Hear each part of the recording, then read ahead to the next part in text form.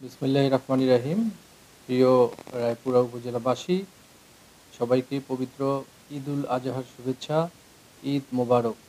ঈদ বয়ে আনুক সবার জীবনে সুখ, শান্তি ও সমৃদ্ধি।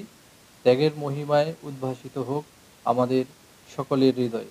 আপনারা জানেন, আগামী 7 তারিখ রোজ শনিবার পবিত্র ঈদুল আজহা অনুষ্ঠিত হবে। উক্ত ঈদুল আজহা উপলক্ষে উপজেলা প্রশাসন সার্বিকভাবে ব্যাপক প্রস্তুতি গ্রহণ করেছে। ইতোমধ্যে সমগ্র উপজেলার সমগ্র ঈদগাহগুলোকে সুন্দরভাবে ঈদের জামাত অনুষ্ঠান অনুষ্ঠিত করার নির্দেশনা দেওয়া হয়েছে। আইন শৃঙ্খলা বাহিনী এক্ষেত্রে কাজ করছে। ইতোমধ্যে আমাদের পশুর হাটগুলো খুবই জমে উঠেছে। মানুষ সুস্থ, সুন্দর, স্বাভাবিক পশু ক্রয়ের জন্য হাটগুলোতে ভিড় জমাচ্ছে। আমরা নির্বিঘ্নে সেখানে পশু ক্রয়ের ব্যবস্থা করেছি। সেখানে ব্যাংকের প্রতিনিধি, প্রাণী সম্পদ অফিসার সহ আইন শৃঙ্খলা রক্ষাকারী বাহিনী পশু ক্রয়ে সহায়তা করছে এবং পশুর হাটগুলোতে নিরাপত্তা জোরদার করা হয়েছে। ঈদে মানুষ যেন নির্বিঘ্নে বাড়িতে ফিরতে পারে, সেই রাস্তায় আমাদের পর্যাপ্ত সংখ্যক আইন শৃঙ্খলা বাহিনী মোতায়েন করা হয়েছে ঈদযাত্রা নির্বিঘ্ন করার জন্য।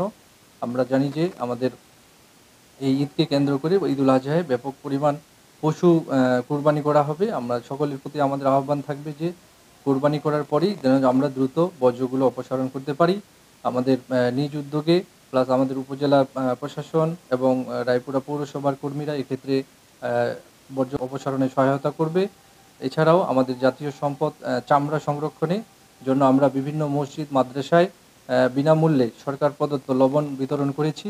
আমরা চাই যে এই চামড়াটি সঠিকভাবে সংরক্ষণ করে যারা এটি একটি গরিবের হক, তারা ন্যায্য মূল্য পাক এবং চামড়া যে জাতীয় সম্পদ, এটি আমাদের জাতীয় অর্থনীতিতে একটি অবদান রাখবে।